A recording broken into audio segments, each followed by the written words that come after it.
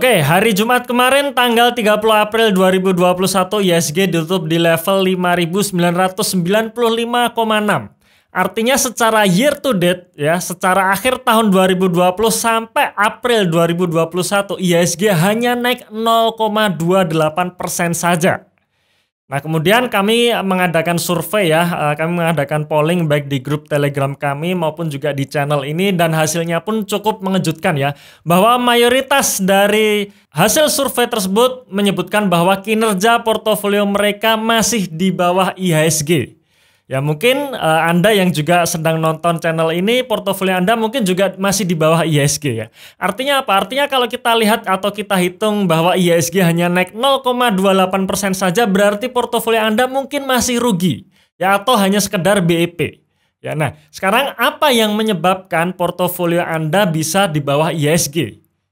Ya, nah, menurut saya ada 4 hal atau 4 poin yang perlu kita review kembali. Yang pertama adalah metode analisa yang Anda gunakan. Anda cek lagi analisa apa yang Anda gunakan. Nah, di bursa saham ini ada berbagai macam analisa ya. Kita kenal seperti analisa teknikal, analisa fundamental, analisa bandarmologi. Nah, Anda yang mana? Mungkin Anda mengcombine dari 3 analisa ini, dan saya yakin ya, walaupun Anda mengcombine dari 3 jenis analisa ini, pasti ada satu analisa yang menjadi prioritas Anda. Nah, Anda yang mana? Kemudian setelah Anda memilih analisa tersebut, kemudian bagaimana cara eksekusinya? Apakah sesuai dengan analisa atau tidak? Ya, karena beda analisa yang Anda pakai, beda juga cara eksekusinya. Ya, saya ambilkan contoh seperti ini. Misalkan sama-sama melihat harga saham ICBP sedang turun.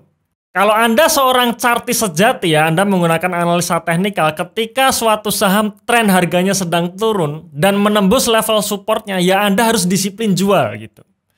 Atau mungkin Anda pengikut bandarmologi, di mana kalau Anda melihat saham-saham tertentu sedang didistribusikan oleh bandar, ya Anda harus disiplin jual.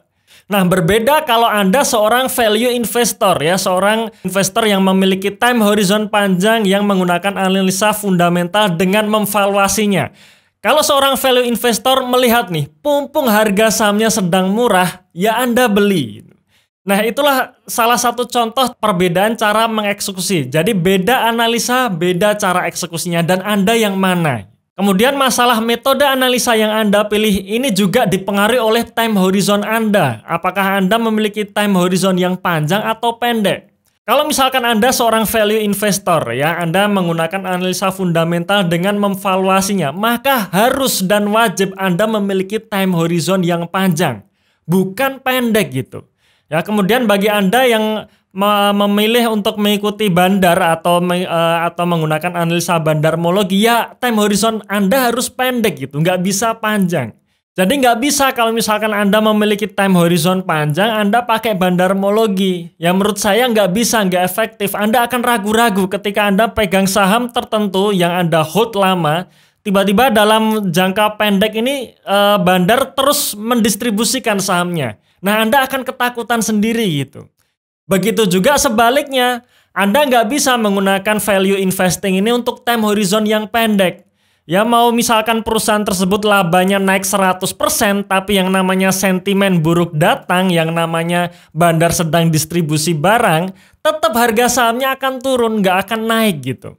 Nah, maka di sini penting sekali ya, Anda memilih time horizon dan Anda memilih metode analisanya. Sudah tepat belum cara penggunaannya? Nah, itu yang pertama. Kemudian yang kedua mengenai timing masuk dan keluar ya. Untuk yang kedua ini sebenarnya ada sangkut pautnya dengan yang pertama tadi mengenai metode analisa yang dipilih. Cuman di poin nomor 2 ini saya ingin berbicara di sisi value investing ya. Jadi seperti ini teman-teman sekalian. Kalau memang Anda seorang value investor, Anda memiliki time horizon yang panjang, maka Anda juga harus ngerti, Anda harus paham ya, ketika market sedang euforia ya, dan euforianya sudah tidak masuk akal, maka Anda harus ancang-ancang untuk keluar gitu. Ya contohnya misalkan seperti di bulan Januari Februari kemarin, di mana IHSG sudah sampai 6.400. Ya di level 6.300 ya kami mengupload video mengenai potensi penurunan IHSG ya, karena naiknya sudah terlalu kenceng dan belum saatnya naik, seharusnya seperti itu. Dan di situ ya mayoritas membuli saya gitu ya, bahwa Mas Anda ini tebar fear gitu. Nah sebenarnya bukan tebar fear, tapi juga lebih hati-hati saja karena ini IHSG-nya sudah naik gitu. Dan saatnya sebenarnya ketika euforia tersebut kita beres-beres portofolio gitu. Nah kemudian sekarang masuklah ketika IHSG mengalami downtrend ya, di mana level IHSG sekarang di bawah 6 ribuan. Disinilah saatnya kita seorang value investor ini mulai cari saham murah gitu. Cari saham-saham yang bagus di harga murah. Ketika sentimen negatif pada masuk, ketika berita bermunculan para investor pindah ke kripto dan sebagainya. Ketika isu bahwa daya beli masyarakat masih turun ya, pemerintah melarang mudik dan itu membuat IHSG turun. Nah disitulah kita mencari saham yang bagus di harga murah. Dan jangan terbalik ya, jangan terbalik ketika market sedang euforia kita malah baru mau beli saham, dan ketika market sedang sepi saat seperti sekarang ini kita justru jualan. Ya ujung-ujungnya akan jadi cut loss gitu. Memang untuk masalah yang kedua ini tidak gampang gitu ya, sederhana konsepnya tetapi memang tidak gampang, khususnya buat kita yang memiliki time horizon yang pendek. Tapi kalau kita punya time horizon yang panjang seharusnya ini lebih mudah untuk dilakukan. Oke, itu poin nomor 2. Kemudian poin yang ketiga adalah saham apa yang Anda pilih. Apakah Anda senang dengan saham-saham tipe gorengan atau Anda senang dengan saham-saham tipe sehat?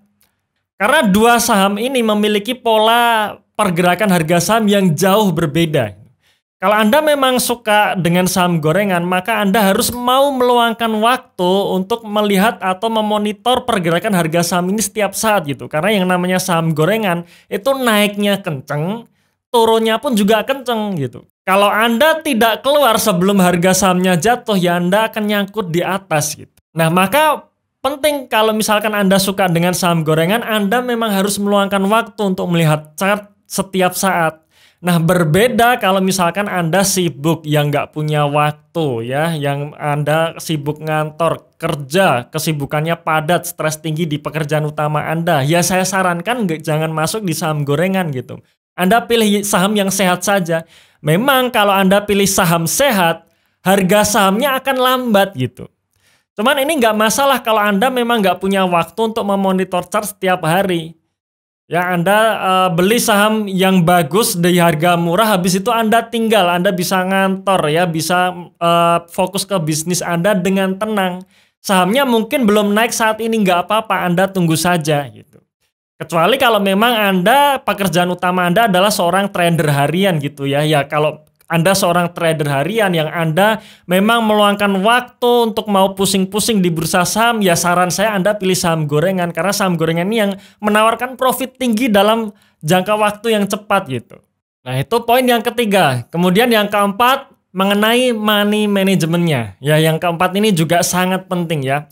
Kalau di sudut pandang saya ya, money management ini tugasnya ya atau fungsinya, fungsi utamanya itu adalah meminimalisir risiko ya, alias manajemen risiko, bukan mencari cuan gitu ya. Karena kebanyakan orang money management tuh dianggap mencari cuan yang maksimal. Jadi yang satu cuan 20%, kalau bisa yang satu cuan 50%, yang satunya cuan 100% gitu. Tidak bisa, menurut saya bukan seperti itu tujuan money management ya. Money management tujuannya untuk meminimalisir risiko. Bagaimana jika saham yang saya pegang itu harganya drop, harganya jatuh? Apa ketika saham tertentu yang ada dalam portofolio harganya sangat drop, mempengaruhi portofolio saya atau tidak, seperti itu. Nah, karena fungsinya untuk meminimalisir risiko, maka Anda harus kenali juga risk profile Anda gitu. Anda termasuk investor tipe apa? Apakah Anda seorang investor agresif atau konservatif? Karena beda tipe investor, beda risk profile, beda juga Anda akan memilih sahamnya gitu. Beda juga Anda akan mengatur porsi dari saham-saham yang Anda pilih gitu. Saya termasuk tipe konservatif ya. Kenapa konservatif? Karena 70% tabungan saya ada di saham. Jadi kalau portofolio saya hilang separuh, ya hilang juga tabungan saya. Maka saya akan pilih saham-saham yang resikonya kecil. Jadi mayoritas dalam portofolio saya resikonya kecil. Dan memang ada saham-saham yang resikonya besar karena menawarkan profit yang besar. Tapi itu hanya sebagian saja dari total portofolio saya gitu. Nah, jadi sekali lagi, beda risk profile Anda, beda juga cara money manajemennya. Oke, itu mengenai 4 poin yang menurut pengalaman saya itu bisa mempengaruhi kinerja dari portofolio kita. Nah, coba kita cek lagi, kita cross check lagi apakah kita sudah menerapkan 4 poin tersebut dengan benar dan tepat gitu. Oke, terima kasih sudah menonton sampai akhir ya. Semoga video ini bermanfaat. Tunggu video kami selanjutnya dan salam passive income.